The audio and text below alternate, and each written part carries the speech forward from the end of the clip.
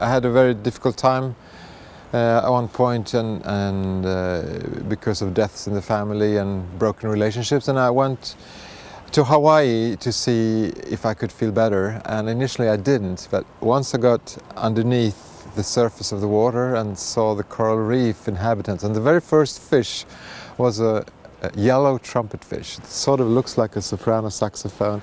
It's these tiny little fins, long snout, and this glaring, beautiful yellow color. It was like not possible to remain depressed after having made that encounter. And then I increasingly got more and more committed to protect that environment and be trained as a diver to actually map coral reefs so that they can become protected sanctuaries. And then I wrote music for it. It's like it never stops. It's just such a source of beauty and inspiration and livelihoods for so many people.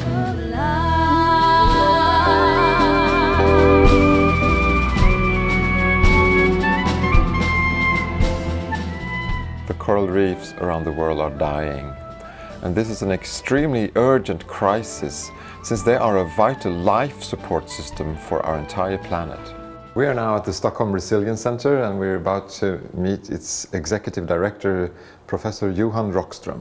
And he's also stated that music is not just a luxury for the ears, but a very important part of communicating science and community engagement. Science alone, the rational alone, is not the pathway to global sustainability.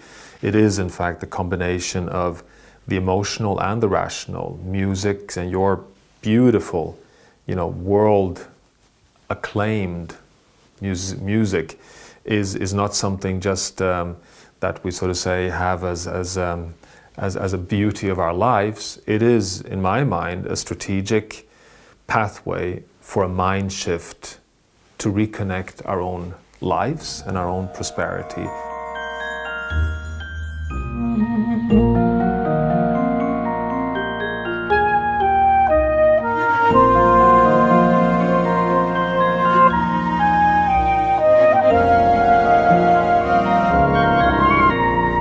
This Kumulipu creation story is such a powerful idea in itself that combining the poetry and the science of the Kumulipu with a contemporary symphonic expression is a way to communicate, the passion for nature, the passion to be good stewards of nature and of the reef. Malama aina, as they say in Hawaiian, take care of the land and the land will take care of you. We have found as scientists, through many attempts of communicating our findings, that just delivering numbers is not very effective. But if you deliver numbers with an emotional connection, music, photography, film, something that we as human beings associate very strongly with, so you can reach both the heart and the brain, has a very important, way of contributing to deeper insights. A lot of things make me hopeful. You kind of have to be an optimist to work on the Coral Reef Challenge. And conservation is tough in a lot of the places where more of the reefs are. So I've been encouraged by all the amazing things that people are doing at the community level. And so despite the global challenges that reefs face from climate change and other global stressors, if you want to feel more optimistic about coral reefs, then you need to stand on your head, because it looks a lot better from the bottom up than it does from the top down. When people come to Hawaii, they take what they can from the culture in a way that benefits them, and it's very rare that they'll leave something behind that actually not only recognizes something in Hawaiian history like the Kumulipo, but actually honors it.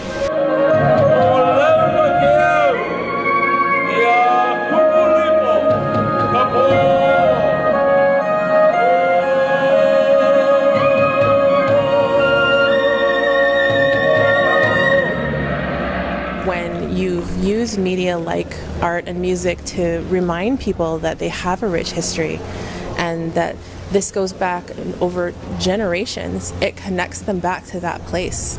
And I really think that's an important part of our culture, is connecting into the environment to remind us that we're not separate from this place, that it is in our blood, it is part of our genealogy, and that's where it should be. And your piece is an excellent representation of that. The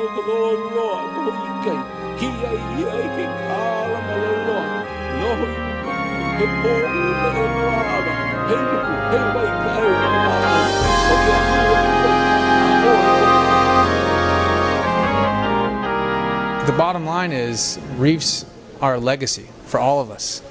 And I think if we let reefs succumb to the pressures that we're putting on them, we will live in a more impoverished world.